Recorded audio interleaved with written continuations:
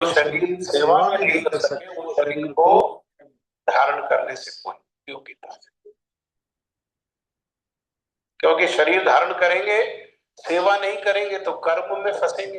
कर्म के तो दो ही प्रकार के कर्म है, पाप और पुण्य, और उनका दो ही फल है ना। पाप का फल दुख और पुण्य का फल क्षणिक सुख। अंततः दुख ही दुख है। तो उन्होंने अपने शरीर को त्याग दिया। शिव जी ने पहले ही, जब वो अकेले गई तो अपने गणों को उनके साथ भेज दिया, विशेषकर नंदी को भेज दिया साथ में। और नंदी ने तो जैसे ही वहां पर देखा कि हमारे प्रभु की जो भार्या है, उन्होंने अपना शरीर त्याग दिया, उन्होंने तो वहां लोगों को सब मार डाला, यज्ञ को खंडित कर दिया। शिव जी को जैसे ही पता लगा कि ऐसा हो गया, शिव जी वहां पर पहुंच गए और जाकर के क्या किया, जाकर के अपने ससुर का गला काट दिया। लेकिन ये दक्ष है, ये दक्ष प्रजापति है, इसको आदेश है प्रजा का विस्तार करने के लिए, इसीलिए उपाय किया गया। और क्या उपाय हुआ? उपाय हुआ कि बकरा के गले को काट करके, और उसके गले को, देखा कभी ऐसा शरीर देखा जिसके ऊपर बकरा का शरीर लगा हुआ है?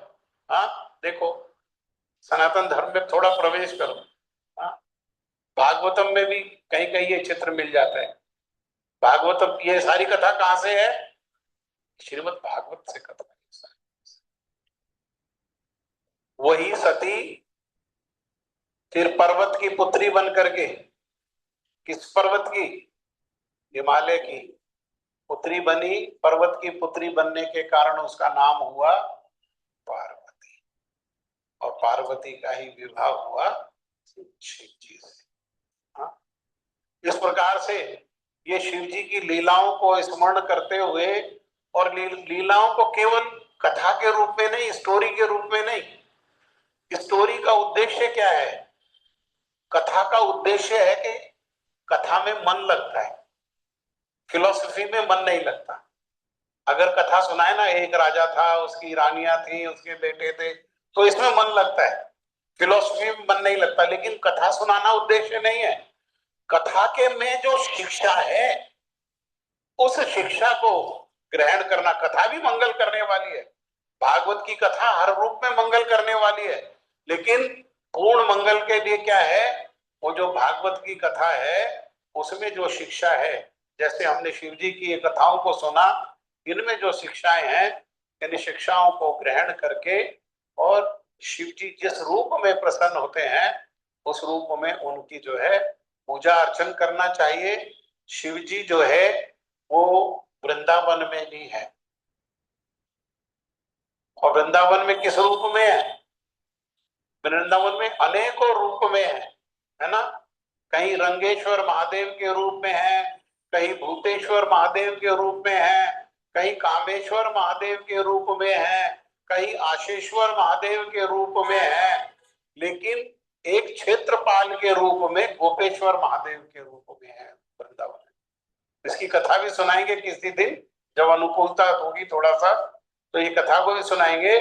और वहां पर भगवान का आदेश है कि तुम क्या करो, ये रास का दर्शन करने के लिए गए थे, रास दर्शन करने के लिए योग माया के कृपा से गोपी रूप धारण किया था, गोपी रूप को धारण किया।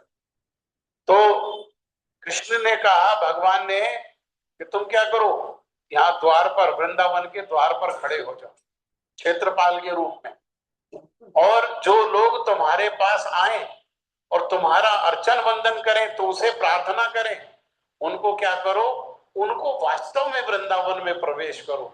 अन्यथा शरीर से प्रवेश करेगा व्यक्ति, और ठग वृंदावन में प्रवेश करके भी वास्तविक कृपा को ना लेकर के ठगे जाकर के चले जाएगा।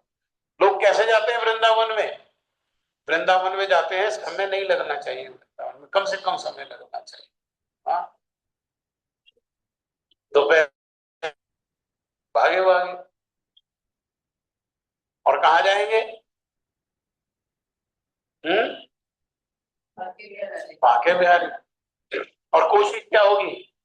लाइन में ना लगना पड़े, पंडे को पकड़ो, दक्षिणा दो, कैसा दर्शन हो? वीआईपी दर्शन, प्रभु जी हम वीआईपी दर्शन करके आए। अरे चेहरा देखो शीशा में, वीआईपी दर्शन करके आए। भगवान का वीआईपी दर्शन कहाँ, कौन से शास्त्र में लिखा है वीआईपी दर्शन? बस वहां जाएंगे और वहां जाकर के माला पहन लेंगे, हाँ, और माला पहन के यहाँ भी राधे राधे लिख लिया, यहाँ भी राधे राधे लिख लिया, और बाहर आए तो बाहर जो है वो टिक्की की और दही बल्ले की चाट खाई और लस्सी पी और कहीं से पेड़े खरीद लिए और वापस लौट आए। और अहंकार क्या है? वृंदावन दर्शन करके आ रहे। ये कैसे लोग हैं? ये ठगे जाने वाले, ठगे गए। केवल शरीर से प्रवेश किया, वृंदावन इनमें प्रवेश नहीं कर पाया। और जो कैसे है, रास्ता कैसे है कि जो वैष्णव नाम यथा शंभु है, इनकी कृपा से, इनसे अर्चन बंदन करके और इनसे प्रार्थना करके वृंदावन में प्रवेश होगा तो वास्तविक वृंदावन, इनकी कृपा से वास्तविक वृंदावन का दर्शन होगा।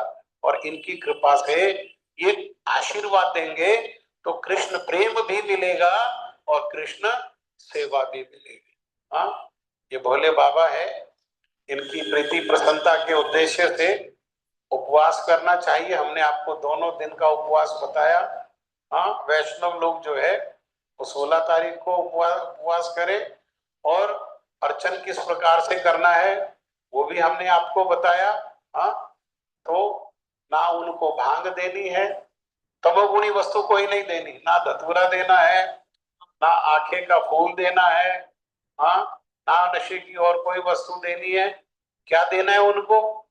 जल दे सकते हैं, दूध से, दही से, शहद से उनका अभिषेक कर सकते हैं और उनको फल प्रदान कर सकते हैं। उनको बेल पत्ता, बेल का जो फल है वो विशेष प्रिय है, उसको प्रदान करना चाहिए। ये सब वस्तुएं देख करके और उनसे प्रार्थना करें कि जैसे आपका मन भगवान में लगा हुआ है, जैसे आपकी वृत्ति भगवान में लगी हुई है, प्रभु हम पर भी कृपा करें और हमको आशीर्वाद दें। उनमें सामर्थ्य है, वो आशीर्वाद दे सकते हैं कि हम भी जो है प्रभु की भक्ति में लगे। भक्ति भक्तों की कृपा के बिना मिलेगी नहीं। ठीक है, हरे कृष्ण। अभी जब करेंगे।